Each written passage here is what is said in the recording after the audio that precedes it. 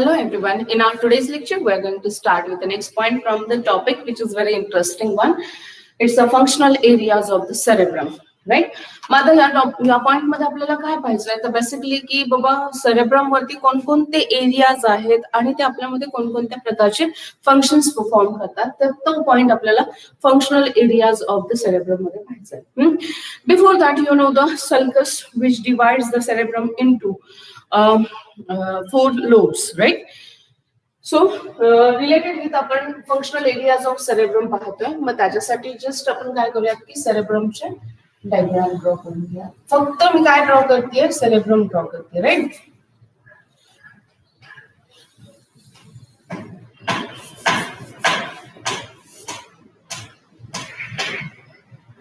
Okay.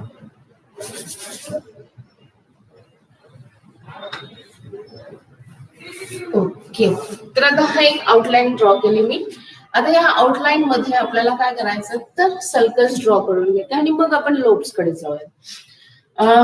Okay, आता circles माहिती आहे सगळ्यांना. काय आहेत सर्कल्स? आता हे मी जे काही ड्रॉ करते तर that is the lateral circles. हे काय आहे? Lateral circles, right? Okay, whiteness draw केलं लॅटरल सर्कल्स. अगदी सुरुवातीला जे काही सर्कल्स आहे तर दॅट इथे जे काय आहे तर त्याला म्हणूयात आपण काय सेंट्रल सर्कस. थोडस झिगझॅगच असतं किंवा इरेग्युलर आहे सेंट्रल सर्कस, राईट? आता त्याच्यानंतर जे काय आहे तर लॅटरल सर्कस नंतर further on lateral central sulcus, then parieto occipital circus.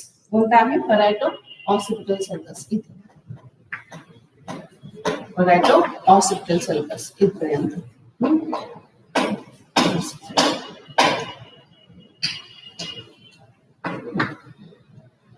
Okay,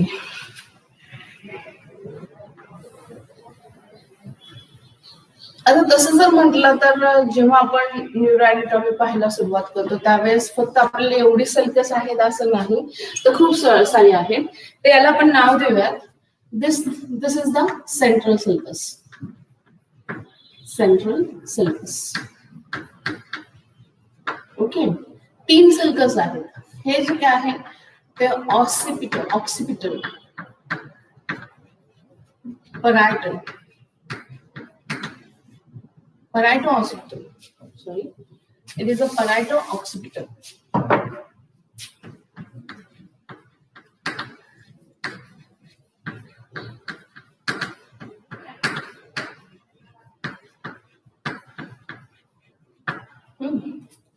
This one is the lateral sulcus.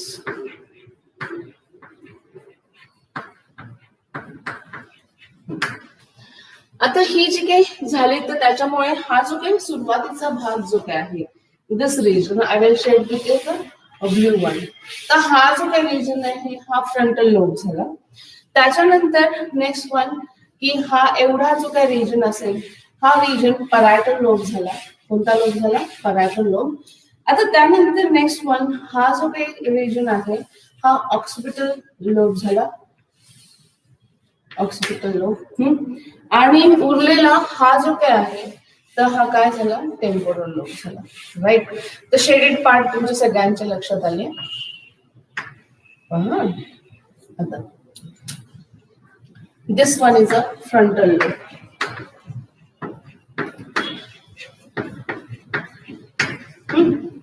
त्याच्यानंतर हा जो काय आहे this one is a parietal lobe.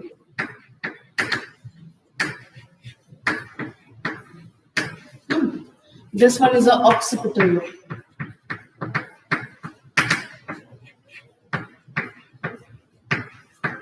This one is a temporal lobe.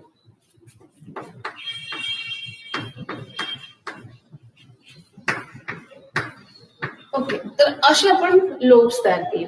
आता तसं जर म्हटलं तर अकॉर्डिंग टू ब्रॉडमॅन, आता ब्रॉडमॅन जो काय आहे he divides the area of cerebrum into 2 types. त्याने एरियाला 2 प्रकारांमध्ये डिवाइड केलं ब्रॉडमॅनने, की त्याच्यामध्ये प्रायमरी एरिया आणि दुसरा आहे असोसिएटेड एरिया.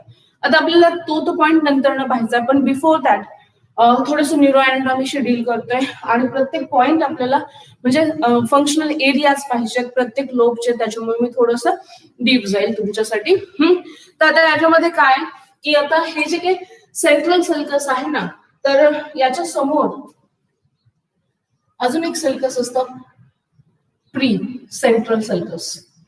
त्याच्यानंतर याच्या बॅक साइडला अजून एक असतं, त्याला पोस्ट सेंट्रल सल्कस म्हणायचं. ओके, आणि मग आता pre central sulcus, post central sulcus, आणि आता मग इथे काय आहे या एरियामध्ये हा फ्रंटल लोब आहे. याच्यामध्ये देखील सल्कस आहे, याच्यामध्ये देखील सल्कस आहे. आणि हे जे काही सल्कस आहे सुपेरियर फ्रंटल सल्कस आणि इन्फेरियर फ्रंटल सल्कस, याची नावं काय, ही एक्स्ट्राची आहे. सुपेरियर हा फ्रंटल लोब आहे ना, सुपेरियर फ्रंटल सल्कस,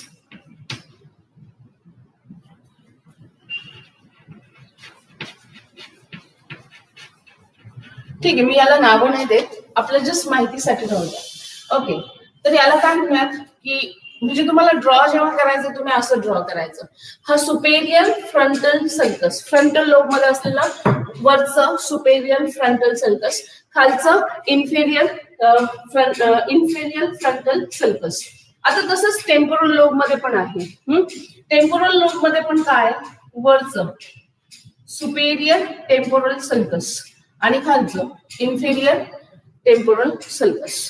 क्लिअर झालं. आता त्यानंतर नेक्स्ट वन जे काय आहे, तर यामध्ये calcarine sulcus, one of the sulcus is here, this one. हे जे काय आहे हे काय आहे, this sulcus is very important one, calcarine sulcus. वेगळंच नाव आहे म्हणून लिहिते. तशी ही सोपी नाव आहे. Central sulcus, then parieto occipital sulcus, त्यानंतर लॅटरल सर्कस, अशी 3 मेजर सर्कस आहेत आपल्या बुक मध्ये मेन्शन केलेली. ओके, आता मी हे असं का डिवाइड केलं तर प्रत्येक पार्ट मध्ये काही ना काहीतरी फंक्शनल एरिया आहे म्हणून या पद्धतीने मी तुम्हाला दाखवलं ब्रॉडबँडच्या ह्याच्यानुसार, की मग त्यानुसार आपल्याला त्याचं नंबरिंग वगैरे आहे. पण आता आपल्याला म्हणजे रिलेटेड विथ 12th रिलेटेड जेव्हा आपण स्टेट बोर्डशी डील करतोय तेव्हा आपल्याला त्याचे काही नंबरिंग वगैरे नाहीये. ठीक आहे, असे की बाबा सल्कस किती आहेत. सल्कस मेजरली सल्कस जे काय आहेत, these are the 3 sulcus. First sulcus जे काय आहे त्याला आपण म्हणतोय सेंट्रल सल्कस. आता हे जे काही सेंट्रल सल्कस आहे, हे सेंट्रल सल्कस कोणाच्या मध्ये आहे, this central sulcus is between frontal lobe and parietal lobe. Okay, कोणामध्ये आहे, in between frontal and parietal lobe.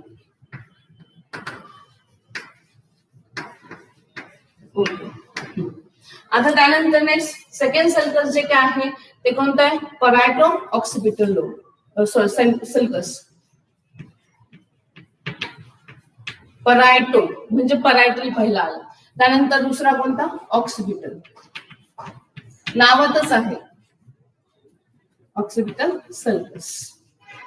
याचं नावच सांगतं की हे कोणाच्या मध्ये असणार आहे. येस, तर इन बिटवीन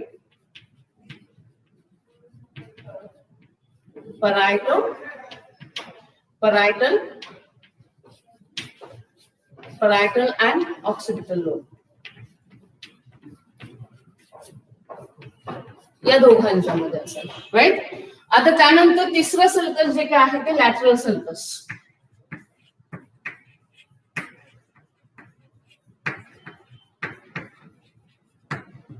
आता हे जे काही लॅटरल सल्कस आहे, हे लॅटरल सल्कस कुठे आहे, तर in between this parietal and yes temporal lobe. In between parietal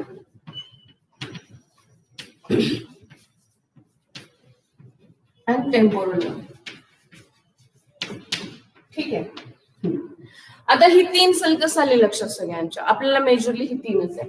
पण तरी देखील तुमच्या माहितीसाठी सेंट्रलच्या पुढे असलेला प्री सेंट्रल सल्कस, मागे असलेलं पोस्ट सेंट्रल सल्कस, त्याच्यानंतर फ्रंटल लोब मध्ये असलेलं inferior frontal sulcus, superior frontal sulcus आणि इन्फेरियर फ्रंटल सल्कस. त्याच्यानंतर लॅटरल सल्कस टेम्पोरल लोब मध्ये असलेला सुपेरियर टेम्पोरल सल्कस आणि इन्फेरियर टेम्पोरल सल्कस आहे. One more is the calcarine sulcus, right. तर यानुसार काय झालं की हे सल्कस तयार झाले. Exactly because of this sulcus, या सल्कसमुळे काय झालं की 4 लोब्स तयार झाले. 4 लोब्स किंवा lobes of cerebrum.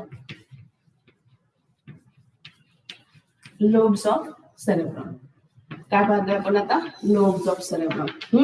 Because of this 3 sulcus lobes of cerebrum are 4. कोणते आहेत? 4. मग त्यामध्ये पहिला जो काय आहे तो कोणता आहे? Frontal lobe. दुसरा जो काय आहे तो परायटल लोब. Frontal, parietal. तिसरा ऑक्सिपिटल.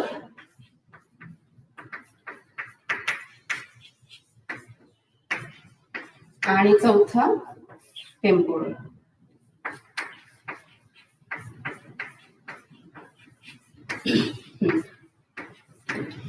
म्हणजे काल जे की आपण पाहिलं होतं की ब्रेनचे 2 लोब, सेरेब्रमचे 2 लोब हेमिस्फिअर झाले. कोणते? राईट हेमिस्फिअर आणि लेफ्ट हेमिस्फिअर. मग प्रत्येक हेमिस्फिअरला 4 लोब आहेत. किती लोब्स आहेत? 4 लोब्स आहेत. ते आपण काल पाहिलेले होते. मग आता या प्रत्येक लोब वरती काय आहे तर याच्यासाठी प्रायमरी एरिया. कोणता? प्रायमरी एरिया आहे. Primary area. आणि दुसरा जो काय आहे तो असोसिएटेड एरिया.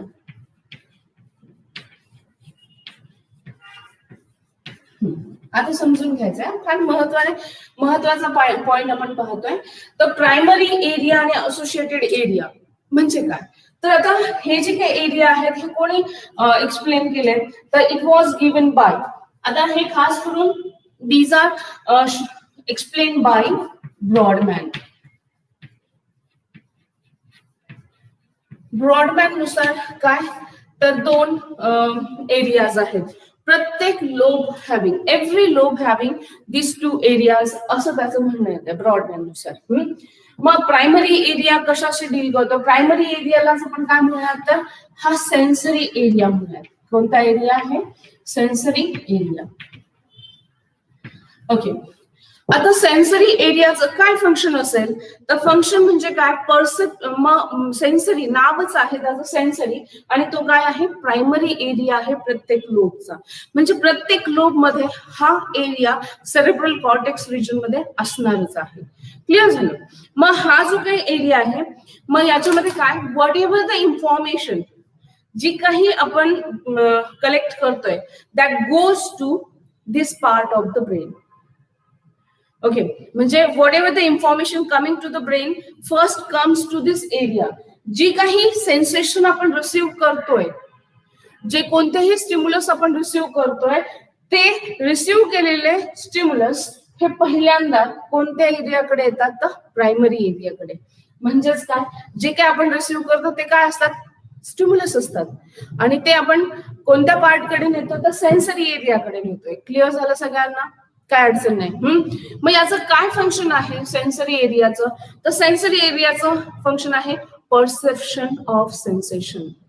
जो कोणताही सेन्स आपल्या बॉडीवरती किंवा स्टिम्युलस आपल्या बॉडीवरती ऍक्ट होतोय त्याला रिसिव्ह केलं जात आहे आणि त्याचं परसेप्शन, ओके, त्याची जाणीव आपल्याला होतीये. तर हे कोणाचं फंक्शन आहे? प्रायमरी एरियाचं. त्यालाच आपण काय म्हटलं? Sensory area. आणि त्यानंतर असोसिएटेड एरिया. प्रत्येक सेन्सरी एरियाचा स्वतःचा असा असोसिएटेड एरिया आहे. आता असोसिएटेड एरिया जो काय आहे तो काय करतो? Understanding the sensation. काय फंक्शन आहे त्याचं? जे काही सेन्सेशन आपल्याकडे आलंय त्याला अंडरस्टँड करणं, अंडरस्टँडिंग द सेन्सेशन किंवा ते इंटरप्रिट करतं sensation. Yes. Before that we have studied associated neuron or mix neuron. Yes, आपण स्टडी केले. मग सेन्सरी न्यूरॉन सेन्स कॅरी करतात टुवर्ड्स द सेन्सरी पार्ट आणि तो कोणता एरिया असेल? Primary area. त्याच्यानंतर इन अ सीएनएस आपलं एक सेंटेन्स होतं बा, in a CNS there are intermediate neurons. कोणते न्यूरॉन्स आहेत? इंटरमिजिएट न्यूरॉन्स आहेत. मेजॉरिटी ऑफ न्यूरॉन्स ते कोणते असतात आपल्या सीएनएस मध्ये? Yes, mix neuron. Okay, intermediate neuron किंवा असोसिएटेड न्यूरॉन्स, राईट. मग आता एक्सपेशली असोसिएटेड न्यूरॉन्सचं काय फंक्शन असतं? जे सेन्सरी इनपुट आलंय त्याला रिसिव्ह केलंय सेन्सरी एरियाने, त्याला इंटरप्रेट करायचंय आणि ते इंटरप्रिटेशन केल्यानंतर त्या पर्टिक्युलर सेन्सला पर्टिक्युलर असाच रिस्पॉन्स द्यायचा आहे. म्हणजे एका पर्टिक्युलर स्टिम्युलसला त्याचनुसारचा रिस्पॉन्स देणं.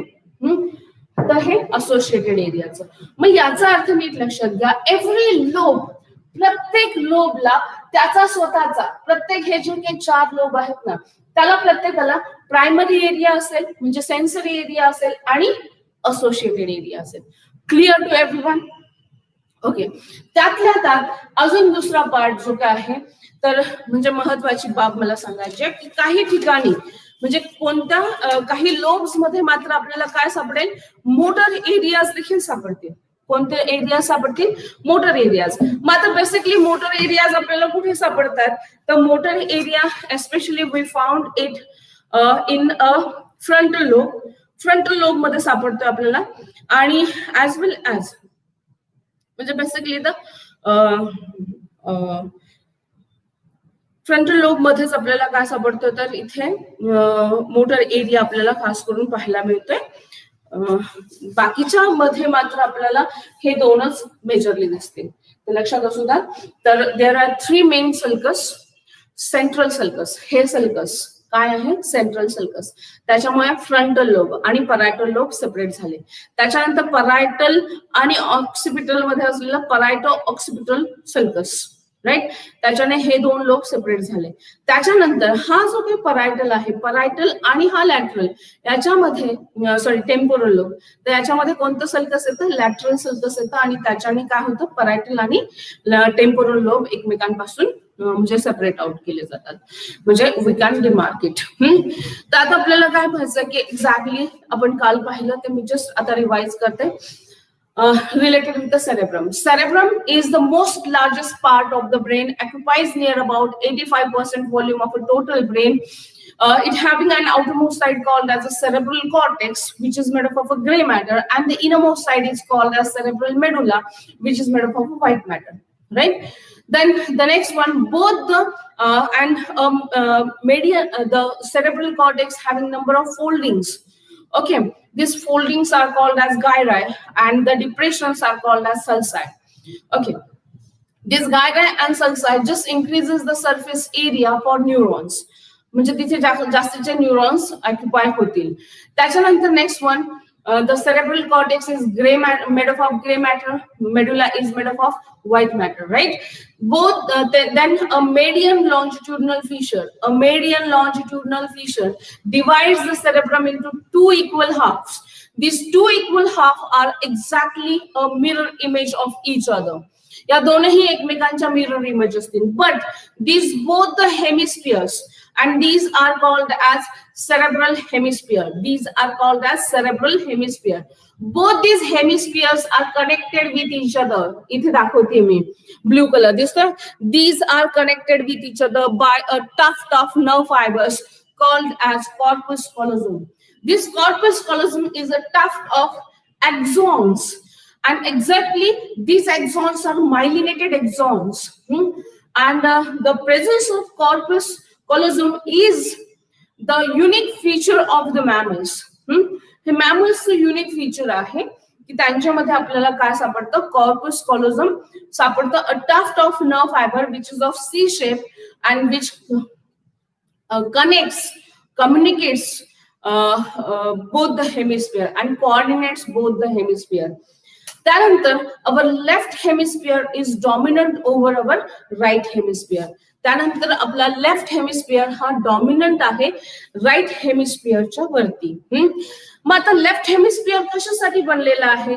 तर specially the left hemisphere is dominant and it performs mathematical operations, logical calculations, then mathematical calculations, logical operations, speaking, reading, writing. Okay, these all are performed by our left hemisphere. हे कोण function perform करतं? आपलं left hemisphere.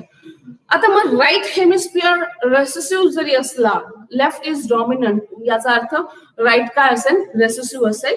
पण तरी देखील it is also important one.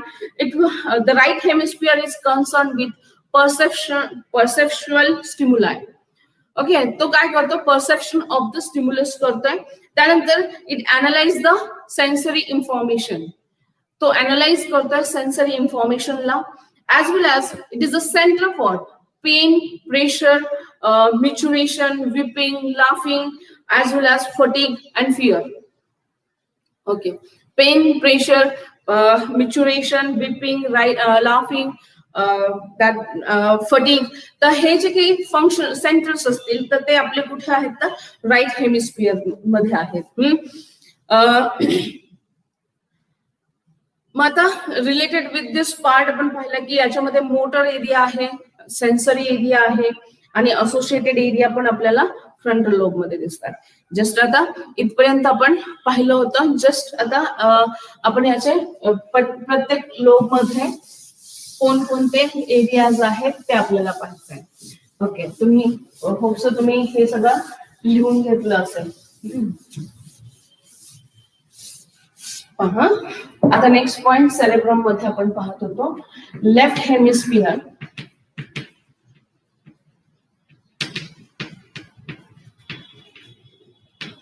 Is dominant over right.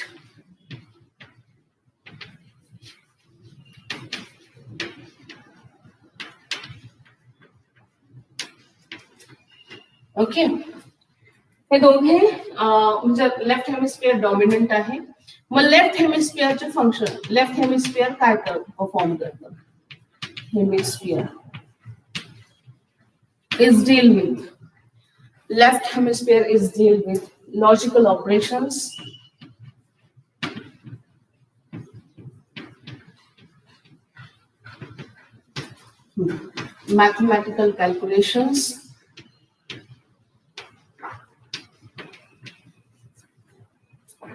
mathematical calculations, reading, writing,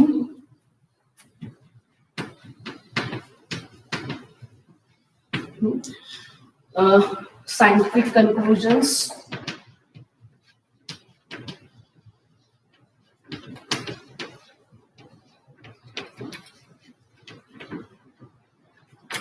scientific conclusions.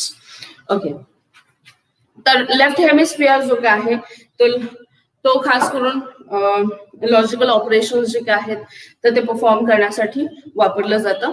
आता यामध्ये learning ideas, okay, आणि त्याचबरोबर काय आयडियाज, लर्निंग साठी आणि आयडियाज साठी, वॉट एव्हर द आयडियाज ज्या आपल्या डोक्यामध्ये येतात त्या आयडियाज, तर त्या सगळ्या कशाशी कन्सर्न आहेत तर आपल्या लेफ्ट हेमिस्फियरशी. सो आता हे महत्वाचं आहे तुमच्यासाठी, नक्की लिहून घ्या. Left hemisphere performs logical operations. आता लॉजिकल ऑपरेशन्स काय, तर आपण प्रत्येक गोष्टीसाठी लॉजिक वापरतो. म्हणजे आता फॉर एक्झाम्पल की एखादा खड्डा आपल्याला क्रॉस करायचा आहे, त्याच्याशिवाय आपल्याला काय हे नाहीये, पर्याय नाहीये. तर मग असं जर असेल तर काय होतं की त्यासाठी आपण काय करतो, जजमेंट करतो की इतकं मागे सरकल्यानंतर मी जम्प मारू शकेल, राईट. तर ते काय झालं, आपलं लॉजिकल ऑपरेशन झालं. प्रत्येक गोष्टीमध्ये आपण आपलं लॉजिक वापरतो. Logical operations, mathematical calculations, clear, mathematical calculations असेल, रीडिंग असेल, रायटिंग असेल, सायंटिफिक कन्क्लुजन्स असेल, लर्निंग अँड आयडियाज. तर हे कोणाशी डील करतं, आपल्या लेफ्ट हेमिस्फियरशी. आता नेक्स्ट वन काय आहे तर आपला राईट हेमिस्फियर कशाशी डील करतो.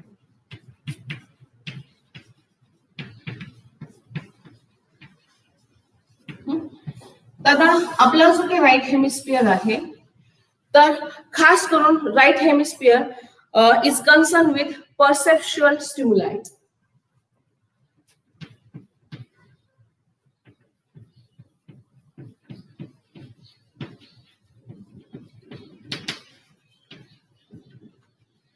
म्हणजे आता परसेप्शन म्हणजे काय की माझ्या बाहेरच्या ऍटमॉस्फिअर मध्ये काय चाललंय, तर त्याचं मला सेन्सेशन होणं, म्हणजे हे काय म्हणायचं याला परसेप्शुअल स्टिम्युलाय. ओके, मग right hemisphere is deal with की परसेप्शुअल स्टिम्युलाय. आणि त्याचबरोबर next one, it is concern with, right hemisphere is concerned with analyzes sensory information. हा काय करतो, analyzes sensory information.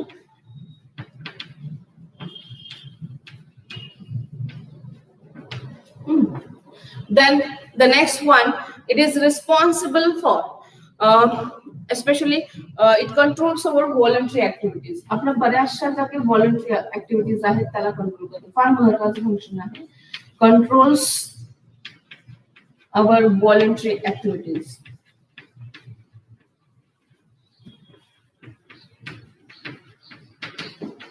याला मात्र अंडरलाईन करा. सेंटर फॉर व्हॉलंटरी ऍक्टिव्हिटी आलं का लक्षात? मग काय आहे, कोणतं आहे? Right hemisphere. ओके, म्हणजे जे आपल्या under control of our will आहे. त्यानंतर next one, it is centre for pain, pleasure, centre for pain, pleasure. Okay, हे सेंटर आहे कशासाठी? आपल्या पेन, प्लेजर, त्यानंतर micturition, weeping, laughing.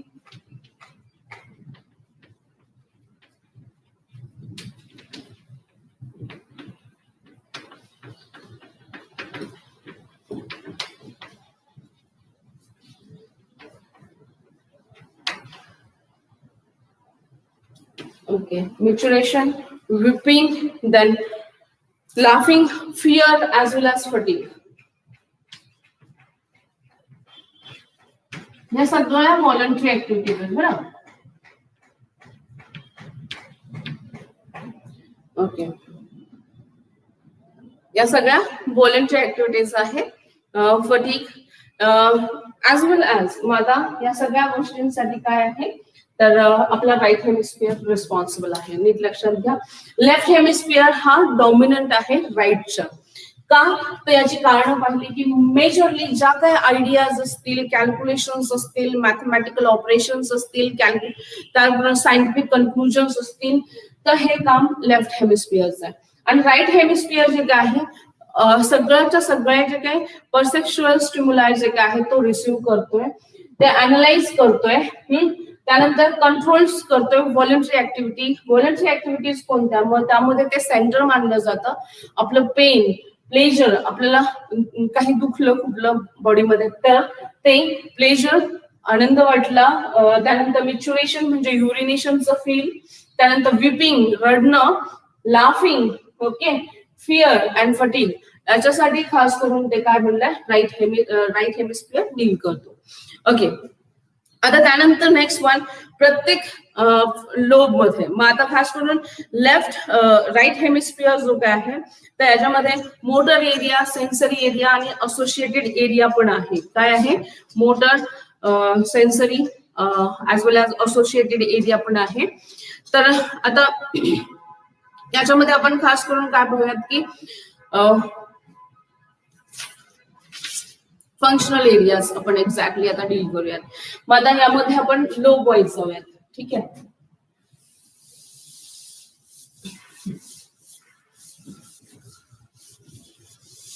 Lobe wise functional areas.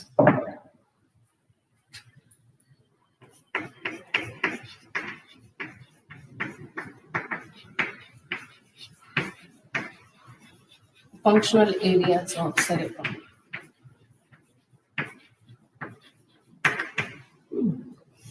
आता हे कोणते आहे? तर पहिला जो काय आहे तो फ्रंटल लोब.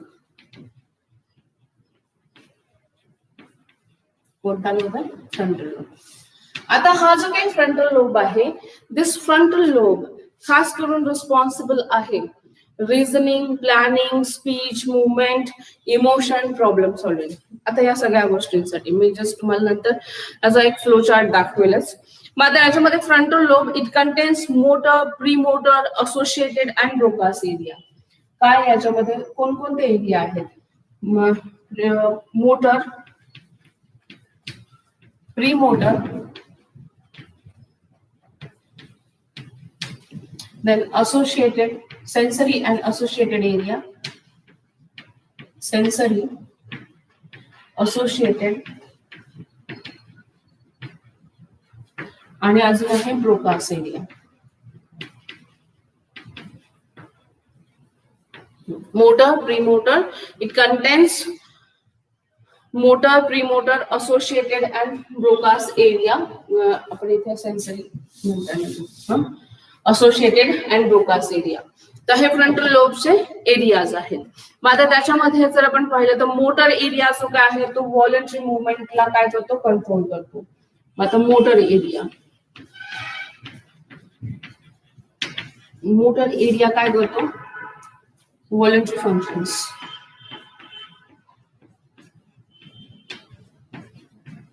व्हॉलंटरी फंक्शन्सला कंट्रोल करणं,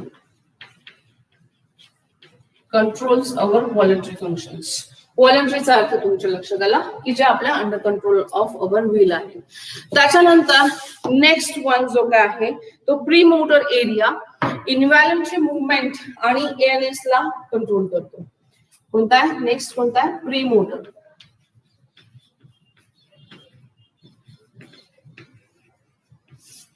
हा व्हॉलंटरी, तर हा कोणाला, इनव्हॉलंटरी एरियाजला, इनव्हॉलंटरी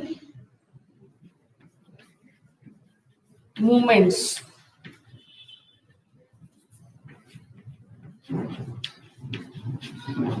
control, it controls involuntary movements as well as involuntary movement and ANS. आणि काय तर ANS, ऑटोनॉमस नर्वस सिस्टीम, याला कंट्रोल करतो. कोणत्या, प्रीमोटर एरिया. कोणत्या लोब मध्ये आपण पाहतोय, फ्रंटल लोब मध्ये एरिया. कोणाचे पाहतोय आपण, फ्रंटल लोबचे एरिया पाहतोय. ओके. आता त्यानंतर फ्रंटल लोब मध्ये जो काय आहे तो असोसिएटेड एरिया आहे. कोणता एरिया आहे, असोसिएटेड. तो खूप सारे इंटेलेक्च्युअल ऍक्टिव्हिटीज करतोय, planning, problem solving, judging, concentration and consequences of behaviour. नंतर मग कोणता पाहतोय आपण, असोसिएटेड एरिया, फ्रंटल लोबचा असोसिएटेड एरिया.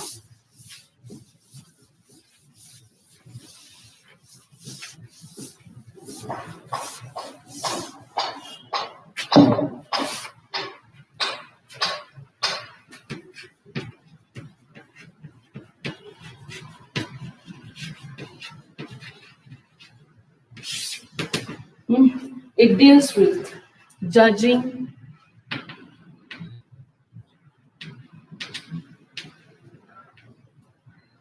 आता खास करून this associated area controls functions such as planning, problem solving, judging.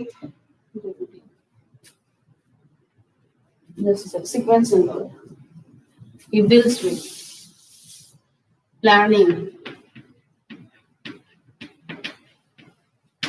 problem solving,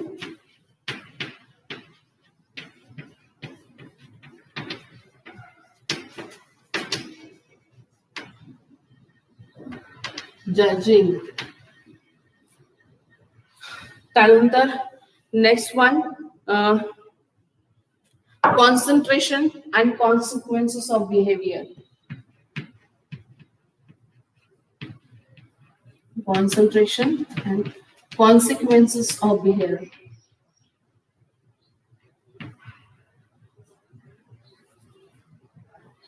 Spell just a second. Consequences. Consequences of behavior.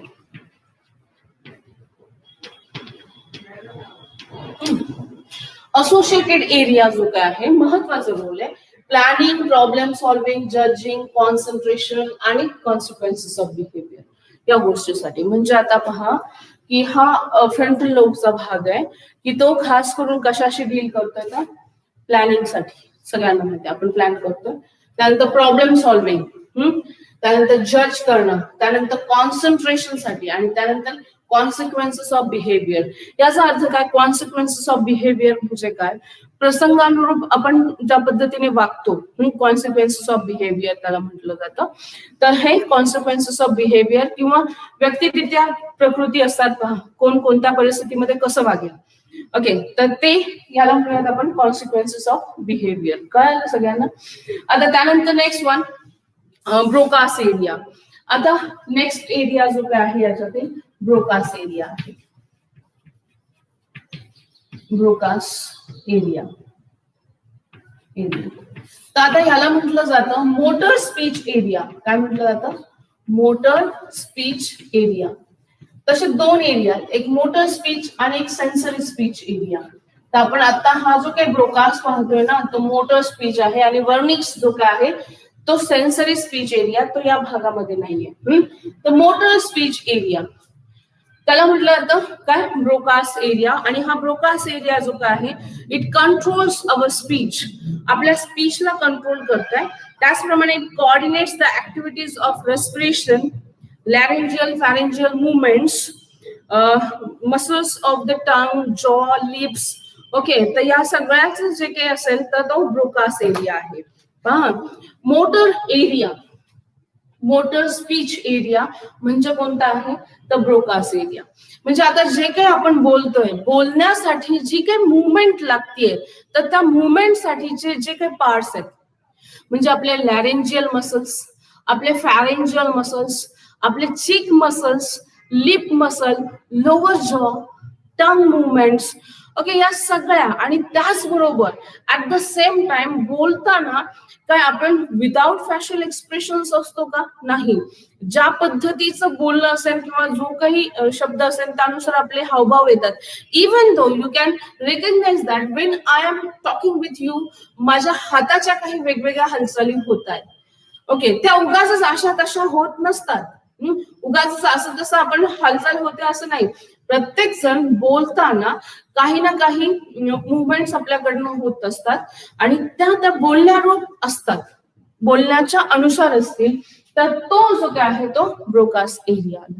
लक्षात आलं? Broca's speech area deals with a movement of laryngeal muscles, pharyngeal muscles, cheek muscle, lips muscle, tongue muscle. Okay, as well as it also controls on respiration. आता respiration वरती control का केला जातो? तर सगळ्यांनी हे अनुभवलेलं असेल की ज्या वेळी आपण बोलतो त्यावेळेस आपण श्वास रोखलेला असतो. आलं की लक्षात? मग त्यावेळेस हा ब्रोकास एरिया जो काय आहे तो काम करतोय, तो रेस्पिरेशन वरती देखील काय करतोय? कंट्रोल करतोय. त्याच्यानंतर next one is a I field area. अजून एक एरिया इथे आहे आय फील्ड एरिया. महत्वाचा आहे eye field area.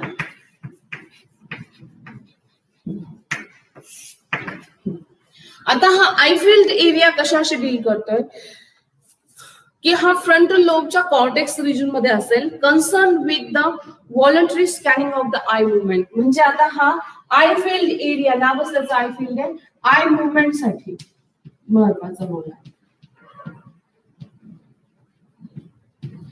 I field area eye movement साठी रिस्पॉन्सिबल आहे. म्हणजे when we are talking at that time, त्यावेळेस जेव्हा आपण बोलतोय त्यावेळेस आपल्या आयची मुवमेंट होते अकॉर्डिंगली. का आपण असं स्टेअरिंग असतो? ओके, यस, असं स्टेअरिंग चालेल का? Wien I am talking about the I field area, the I field area is deals with the movement of eyeball, movement of I. असं चालणार आहे का? नाही. स्टिअरिंग रिजन चालेल का? नाही. ज्यावेळेस आपण बोलतोय त्यावेळेस आपली आयची मुवमेंट जी काय आहे ती सर्वत्र होते. For example, is class is going on, sometimes Wien I am talking at that time I'm just watching towards this time, and sometimes I am just watching towards that side, and sometimes towards this my left side, right? तर ही movement of eye हा eye field area कडनं होते. तर frontal lobe सगळ्यांना clear झाला. Frontal lobe जो काय आहे तर त्याच्यामध्ये motor area, pre motor, associated, Broca's आणि अजून एक कोणता आहे तर आय फील्ड एरिया आहे. क्लिअर झालं. आता याच्यामध्ये motor area controls our voluntary movements. आपल्या व्हॉलंटरी मुवमेंट्सला कंट्रोल करतो मोटर एरिया. त्याच्यानंतर प्री मोटर एरिया कंट्रोल करतोय आपल्या इनव्हॉलंटरी मुवमेंट्सला आणि त्याचबरोबर एएनएस ला. त्याच्यानंतर associated area planning, problem solving, judging, त्यानंतर कॉन्सन्ट्रेशन अँड कॉन्सिक्वेन्सेस ऑफ बिहेवियरशी डील करतोय. ब्रोकास एरिया हा मोटर स्पीच एरिया असून बोलण्यासाठी जे जे मसल्स वापरले जातील, जे जे ऑर्गन्स वापरले जातात त्या ऑर्गन्सच्या मसलवरती कंट्रोल करणं म्हणजे movements of laryngeal, pharyngeal muscles, cheek muscles, lips muscle, tongue muscle, movement of lower jaw and controls on respiration. या बाबतीत करतोय. आय फील्ड एरिया हा डील करतोय movement of eye when we are talking. ज्यावेळेस आपण बोलतोय त्यावेळेस तो काय करतो ऑब्विसली तर हे खास करून ही ऑब्वियस मुवमेंट आपल्याकडनं होऊन जाते बोलताना आपण आयबॉलची मुवमेंट होते. तर हे झालं related with the frontal lobe. Everyone is clear with this. आता त्यानंतर परायटल लोब. आता परायटल लोब जो काय आहे त्याच्यामध्ये दोनच एरिया आहे, सेन्सरी आणि असोसिएटेड एरिया. आता next one is a parietal lobe.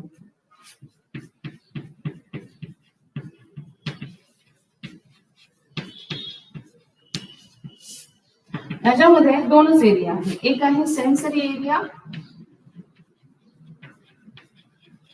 आणि दुसरा आहे associated area.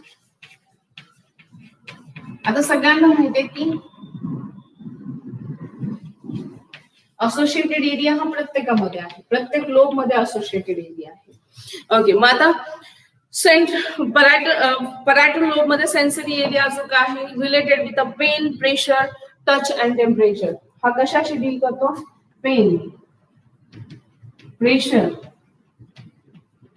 Touch, temperature.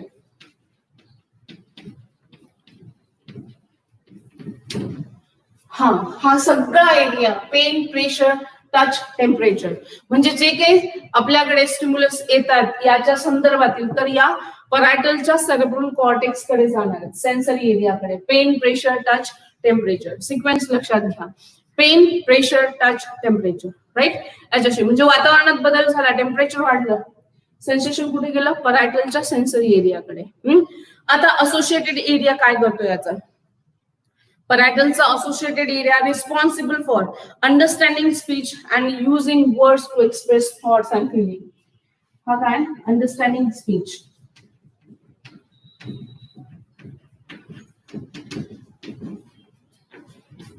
Speech, using words to express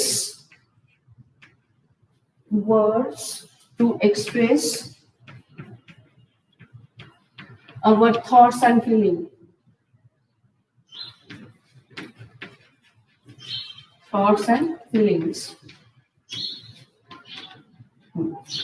okay, आता जे काही तुम्ही मी जे काही बोलते ते समजून घेण्याचा प्रयत्न करताय म्हणजे तुम्ही अंडरस्टँड करण्याचा प्रयत्न करताय, अंडरस्टँडिंग द स्पीच.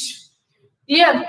त्याच्यानंतर मी जे काही एक्सप्लेन करतेय त्याच्यासाठी मी शब्दांची जुळवाजुळव करतेय. ओके.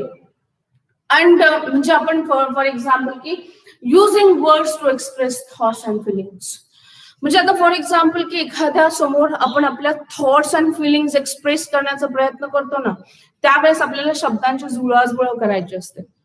करतो आपण बऱ्याचदा. म्हणजे एखाद्या समोर कन्फ्युज करायचं असेल तेव्हा ओके आपण केलेली चूक किंवा आपल्याला त्या पर्टिक्युलर व्यक्तीबद्दल आदर वाटतोय किंवा काही अफिनिटी जाणवते, या सगळ्या बाबी लव्ह, अफिनिटी, अफेक्शन अशा ज्या काही बाबी असतील त्यावेळेस आपण ते एक्सप्रेस करण्यासाठी, आंतरिक भावना एक्सप्रेस करण्यासाठी जे काही वर्ड्सची जुळवाजुळव करतो तर हा एरिया असोसिएटेड एरिया येतोय. आता नीट लक्षात घ्या बरं का, मी याही पूर्वी म्हटलं होतं की this topic is very important for us. कारण हा सगळा जे काही आपण बिहेवियर करतो किंवा जे काही आपण वर्तन आपल्याकडनं होत आहे तर त्याच्याशी डील करणारा आहे आणि त्याचा आणि हृदयाचा म्हणजे फिलिंग्सचा आणि हृदयाचा काही एक संबंध नाही. याचं कारणच आहे की हे सगळे एरिया कुठे आहेत तर आपल्या ब्रेन मध्ये लोकेटेड आहेत. लक्षात आलं का? मग associated area understanding the speech using words to express thoughts and feelings. Okay, तर त्याच्यासाठी कोणता एरिया आहे आपला? Parietal area. फ्रंटल झाला, परायटल झाला. आता ऑक्सिपिटल. आता ऑक्सिपिटलच्या संदर्भात हा जो काही एरिया आहे, खूपसं तुम्ही लिहिलं असेल पण काही लिहून घ्या. आणि ओके ओके, एवढे सॉर्टेड फॉर्म मध्ये तुम्हाला कुठेच मिळणार नाही. त्याच्यानंतर नेक्स्ट वन इज अ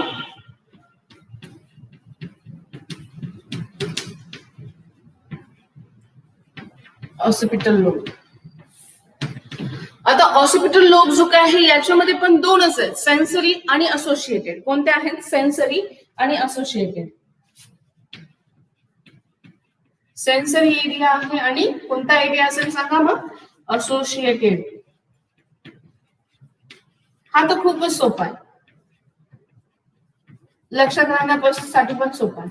आता ऑसिपिटल लोब जो काय आहे it deals with sense of विजनशी डील करतो. हा कशाशी डील करतो? विजनशी. रिस्पॉन्सिबल फॉर विजन अँड मग हा विजनशी डील करतो, म्हणजे जे आपण पाहतोय ना डील्स विथ अ विजन. आणि याचा असोसिएटेड एरिया जो काय आहे हा डील करतो related memories of vision. Related memories of vision. विजनच्या रिलेटेड मेमरीज जो काय आहे तो असोसिएटेड एरिया डील करतोय. मग असोसिएटेड एरिया खास करून ऑसिपिटल लोबचा जो काय आहे रिलेटेड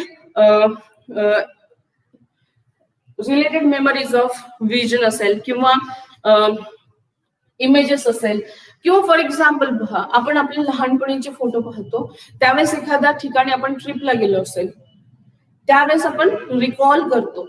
रिलेटेड मेमरी आली, जे आपण पाहिलंय त्याच्या संदर्भातील रिलेटेड मेमरी. किंवा एखादा सिनारिओ तुम्ही पाहिलेला आहे आणि त्याचा स्नॅप तुमच्या समोर आला आणि तुम्हाला सांगितलं की कुठला आहे ते ओळखा. Yes, to identify.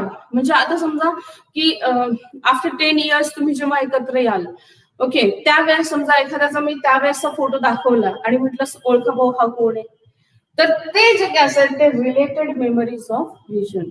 जेव्हा आपण फोटो अल्बम्स पाहतो आपले लहानपणीचे, त्यावेळेस आपण कोण कुठे होतो यानुसारच्या ज्या काही मेमरीज असतील त्या कोणाशी डील करतात? आता आपल्या ऑसिपिटल लोबच्या असोसिएटेड एरियाशी डील करतात. ठीक आहे. त्याच्यानंतर नेक्स्ट लास्ट वन राहिला तो कोणता आहे तर टेम्पोरल लोब.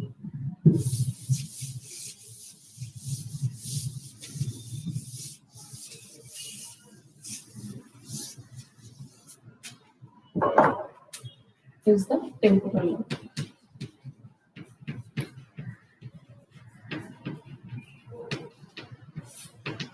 आता याचा जो काही टेम्पोरल लोब आहे तर याच्यामध्ये पण सेन्सरी आणि असोसिएटेड एरिया आहे. कोणता आहे? सेन्सरी आणि असोसिएटेड. सेन्सरी एरिया आणि असोसिएटेड एरिया असे दोन एरिया आहेत त्याच्यामध्ये, सेन्सरी आणि असोसिएटेड. टेम्पोरल लोब इथे आहे आपल्याला इयर ऑसिकल, म्हणजे हा सेन्सरी एरिया हिअरिंग साठी वापरला. त्यानंतर स्मेल साठी पण वापरला आणि त्याचबरोबर टेस्ट साठी पण वापरला. Okay, deals with. कानाने ऐकणार ते लगेच टेम्पोरल लोब मध्ये जाणार. जे काही गस्टॅटो रिसेप्टर आहेत त्याचं पण कनेक्शन टेम्पोरल लोब मध्ये आहे. त्याचप्रमाणे जे काही ऑल्फॅक्टरी लोब्स आहे ती ऑल्फॅक्टरी नर्व जी काय आहे ती पण जाते या सेन्सरी एरिया टेम्पोरल लोबच्या सेन्सरी एरियामध्ये. हिअरिंग, स्मेल आणि टेस्ट. ओके, आता हे काय? Associated area. Related memories. इथे पण रिलेटेड मेमरीज ऑफ कशाशी? हिअरिंग, स्मेल ऍज वेल एज टेस्ट. हे झालं असोसिएटेड एरियाचं फंक्शन. क्लिअर? म्हणजे असोसिएटेड एरिया आपण जे कानाने म्युझिक ऐकलं असेल, आवाज ऐकला असेल, म्हणजे फॉर एक्झाम्पल आपल्याला व्हॉइस ऐकवायला आपण म्हणतो अरे लता मंगेशकरांचा आवाज आहे. स्मेल घेतला, अरे तो रेकग्नाइज करतोय की कसला स्मेल आहे, whether it is of vada pav or whatever your favourite one, जे काही फूड असेल त्याचं असेल. आता टेस्ट पण related memories of taste. For example single bite तुम्ही घेतलाय, हॉस्टेलाइट्सला खास करून हे फार लक्षात येत असेल की एक सिंगल बाईट घेतला आणि त्या दरम्यान ती भाजी समजा तुमच्या घरच्या भाजीसारखी झाली तर तुम्ही काय म्हणताय की सेम टेस्ट लाईक माय होम. येस. किंवा एखादी होममेड फूड असेल जे तुम्ही तयार केलंय लॉकडाऊन मध्ये, तर तुम्ही तेच खाल्लं असेल आणि तुम्ही awesome like a hotel, taste same as the hotel, like or dhaba type, dhaba style, whatever the recipe, असं ते तुम्ही सांगताय, तो काय झाला associated area. Okay, hope so you will understand all these sulcus, the lobes and its areas and their functions. Thank you very much.